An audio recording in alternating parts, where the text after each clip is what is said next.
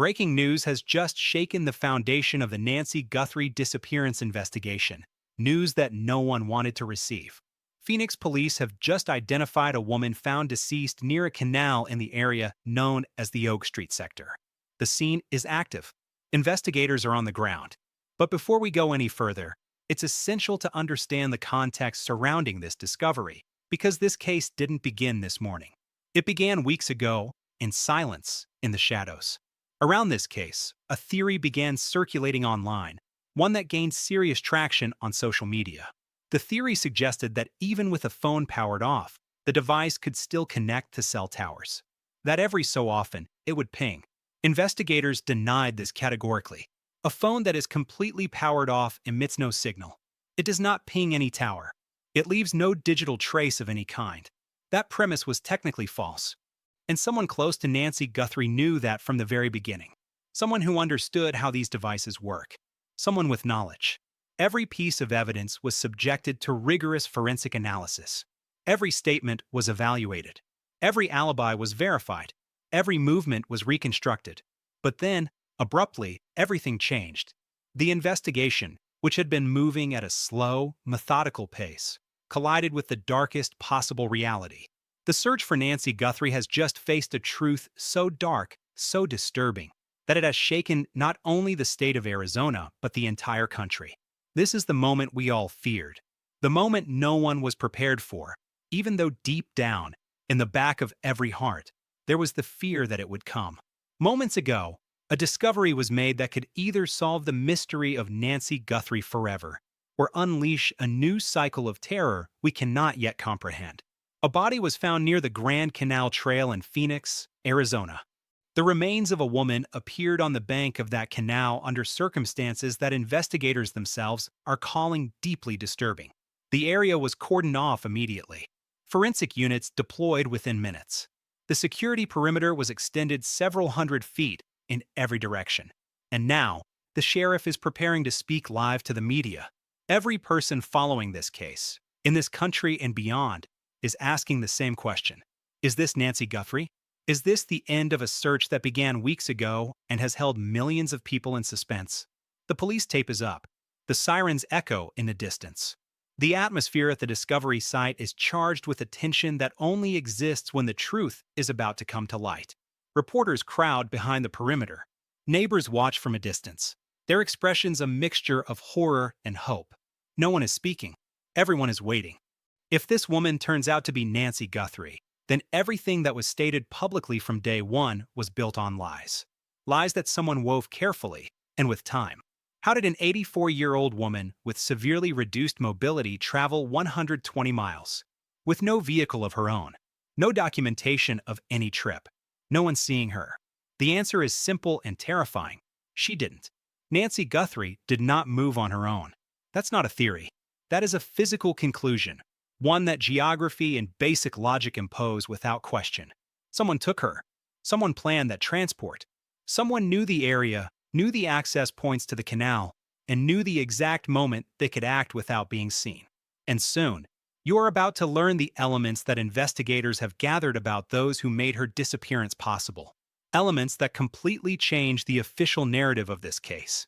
If this case matters to you, if justice matters to you, like this video and join us in this investigation. Your presence here is part of the pressure that keeps this case alive. Subscribe and hit the notification bell so you don't miss any update on the Nancy Guthrie case.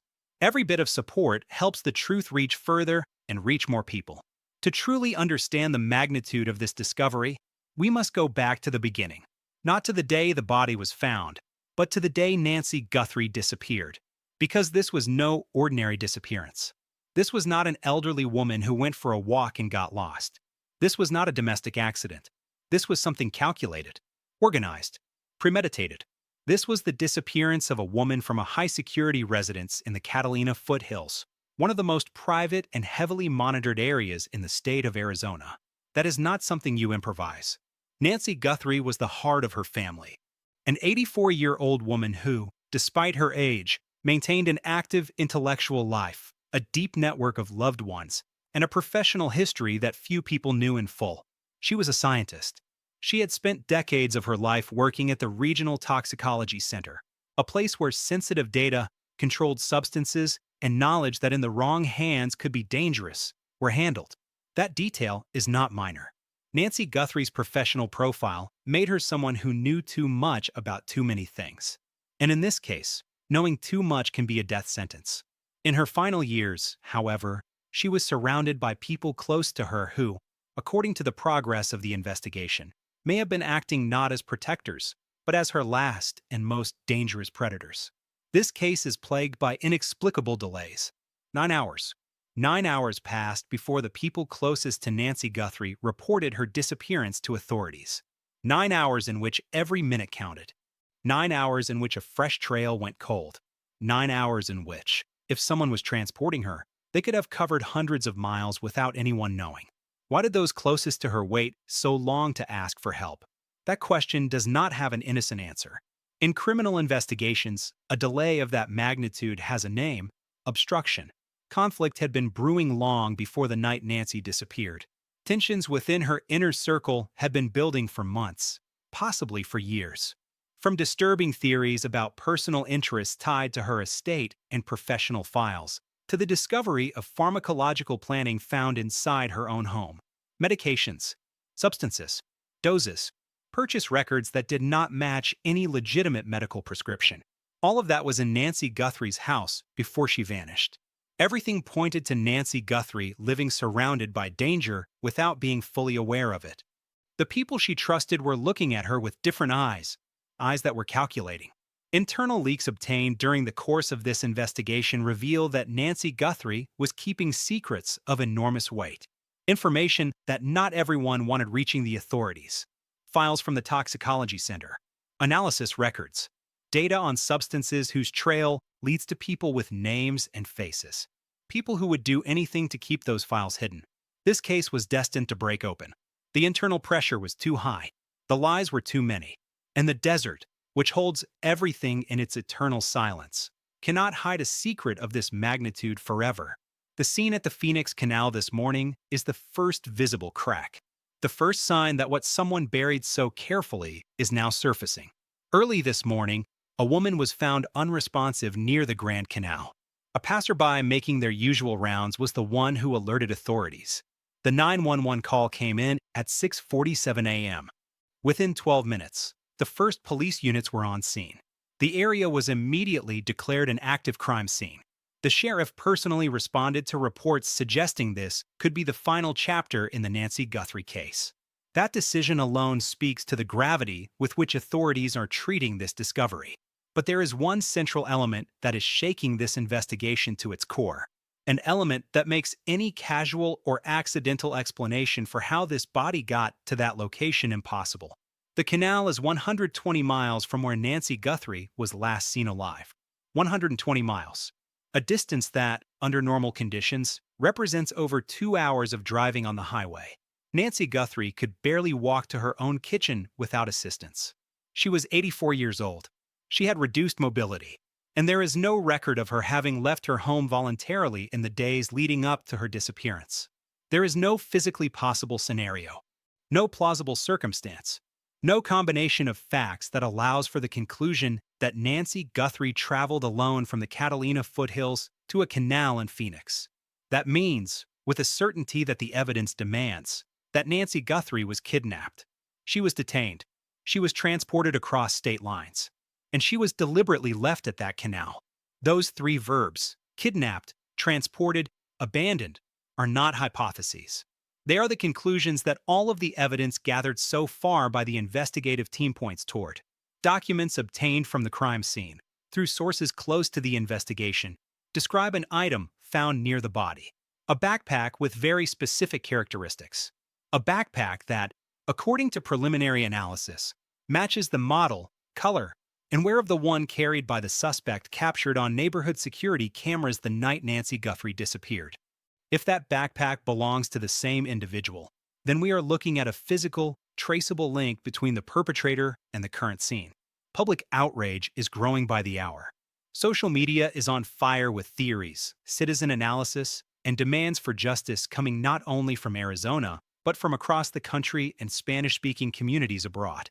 A theory is circulating with force. that Nancy Guthrie was held captive for weeks before being found in the canal, that she was not killed the night she disappeared, but kept alive for reasons not yet fully understood. Do you think someone in her inner circle knew exactly where she was all that time? Do you think there were people who stayed silent, out of fear, complicity, or both? Leave your theory in the comments. While the public waits for answers, a second element is emerging from inside the investigation, one that shakes the foundation of this case even more than the discovery of the body. Internal memos obtained by investigative media outlets indicate that the FBI did not deploy to Phoenix this week for routine administrative reasons. They had a specific target, one they had been tracking for weeks. The Bureau was actively tracing a prepaid phone signal, a single-use device directly linked to at least one person in Nancy Guthrie's inner circle. A phone of that kind, bought with cash, no identity tied to it, designed to leave no trace, is one of the most commonly used tools in coordinated criminal operations. It is not the phone of someone with nothing to hide. Federal agents were following that signal to the canal area before the body was found. That means the FBI knew, or at least strongly suspected, that something was happening at that location. And that multiplies the unanswered questions in deeply disturbing ways. If the FBI was tracking that signal, if that trail led them to the canal, why didn't they act before it was too late? Why is Nancy Guthrie in a canal if the most powerful arm of federal justice was already monitoring that phone? What happened in the hours between the signal trace and the discovery of the body?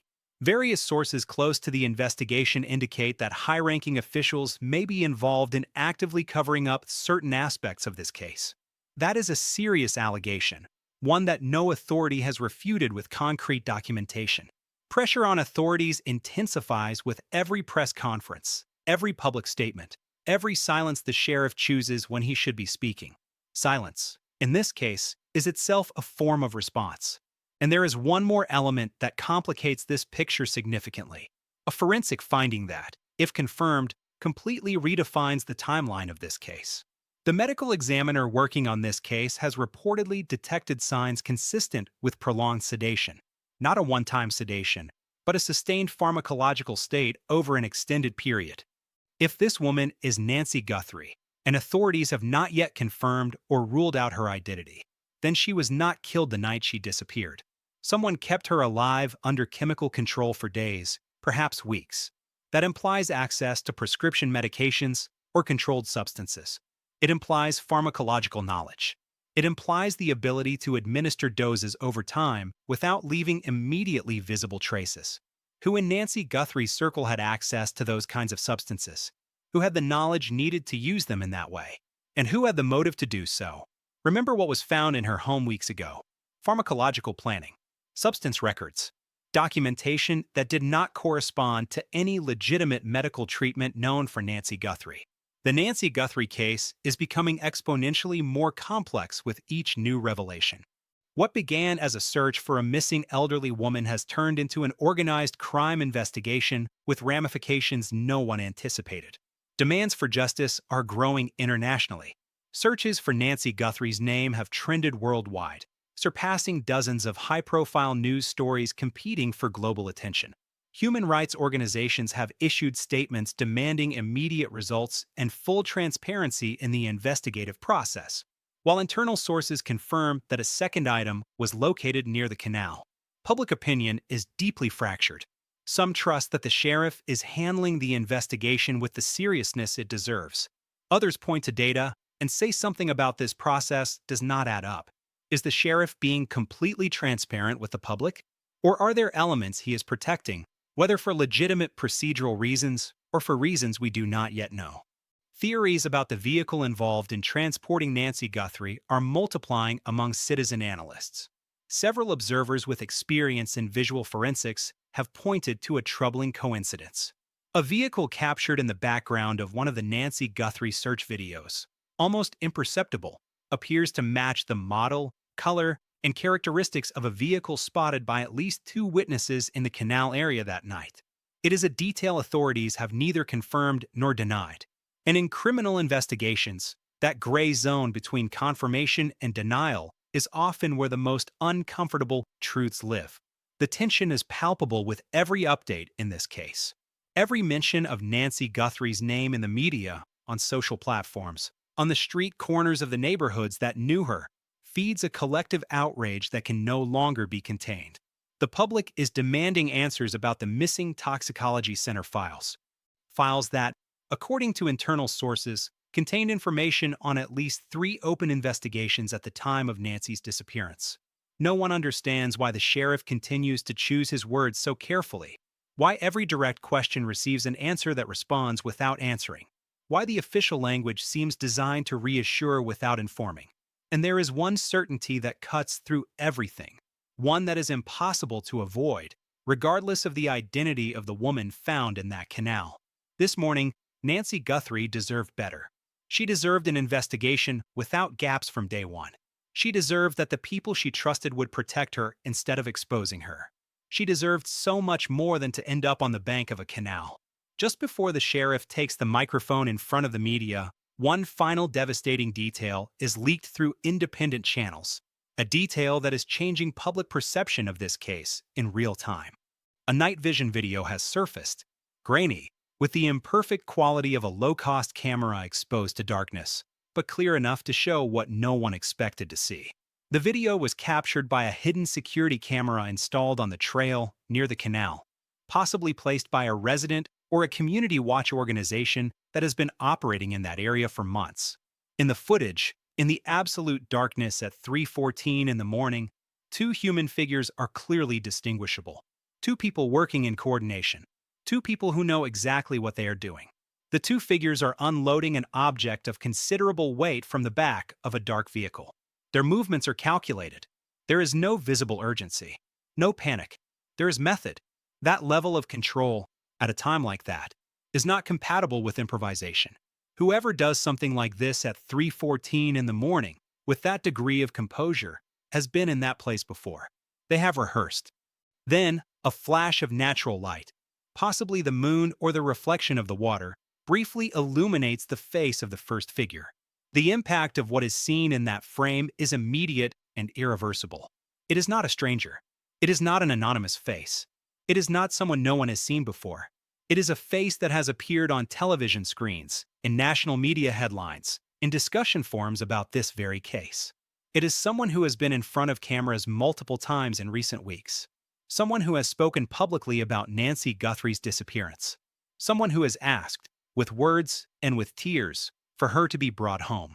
If that identification is confirmed, if the identity of that figure matches who independent visual analysts have identified, the magnitude of the betrayal would be difficult to process for anyone who has followed this case in good faith. But the video does not end there.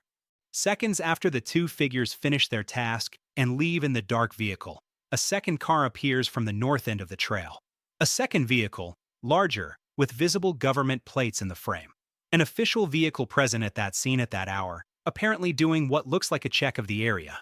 What is a vehicle with government plates doing on that trail at 3 o'clock in the morning, minutes after 2 figures unloaded a heavy object by the canal?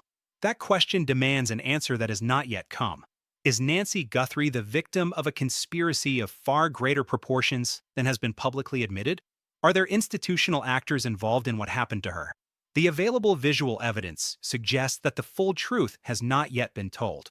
The timeline of the 9-hour delay, that period of inexplicable silence between Nancy's disappearance and the first report to authorities, is finally beginning to make sense in light of these new elements.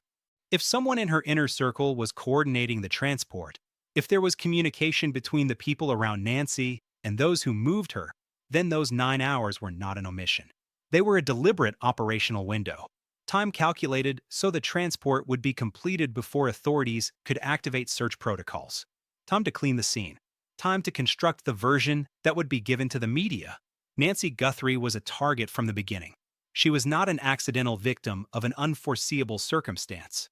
She was identified, assessed, and made the target of an operation that had been weeks, possibly months, in execution. That is what the behavioral patterns prior to her disappearance say. That is what the neighborhood surveillance footage from weeks before the disappearance shows. That is what the level of preparation exhibited by the man captured on the porch indicates. Tactical gloves, a specific fabric balaclava, clothing with no identifiable markings, a posture that betrays training, knowledge of the camera system. All of that requires preparation. All of that requires prior intelligence about the victim. This is not over. Far from it. We are just now entering the most critical phase of this investigation. The phase where names begin to match faces. Where digital trails converge on concrete identities. We are monitoring every second of the sheriff's response. Every word he chooses to speak, and every silence he chooses to keep, will be analyzed with the same attention given to forensic documents. The identity of the woman found in the canal could change everything. For Nancy Guthrie, for her family. If it is her, a homicide investigation opens with new priorities. If it is not her, the search enters an even darker dimension. What do you think about the trail camera video? What do you believe it shows? Do you think someone in Nancy Guthrie's inner circle was actively involved in what happened to her? We need your analysis. What role do you think the vehicle with government plates that appears in the video could have played? Is it a coincidence? A control element? Or something deeper? Analyze the 120-mile gap and share your theory in the comments. Every citizen analysis shared in this community adds to the public pressure that keeps cases active when institutions tend to close ranks. Your voice in this case carries real weight. If this case has impacted you, if you feel that justice for Nancy Guthrie demands to be demanded forcefully, like this video, that simple gesture helps this content reach more people, more eyes, more minds that can help. Subscribe if you haven't already. This case does not end with one video. There will be updates. There will be detailed forensic analysis. There will be follow-up on every new element that comes to light in the coming days. Hit the notification bell so you don't miss any updates. When new confirmed information comes out on the Nancy Guthrie case, you need to be among the first to know. Real-time information is the difference between understanding and being left behind. Cases like Nancy Guthrie's cannot be forgotten. They cannot become just another statistic, a name that disappears from headlines when the next story captures attention. Nancy Guthrie is still a real person, a mother, a scientist, an 84-year-old woman who deserves a world that does not stop asking what happened to her, who was responsible, and why those who were supposed to protect her failed. The truth deserves to be told without filters, without euphemisms, without the cuts imposed by institutional convenience. It deserves to be heard by those who have the power to act, and by those who have the right to know it. Keep investigating. Keep asking the questions that institutions prefer to ignore. Keep demanding the transparency that Nancy Guthrie and her family deserve. That is the most powerful way to honor a victim. Because as long as there are people willing to ask, to analyze, to refuse to accept incomplete official versions, there is a chance that the truth will find its way into the light it deserves. And that chance, no matter how small it may seem in moments like this, is the only thing that separates impunity from justice. The only thing that separates forgetting from memory. I'll see you in the next case.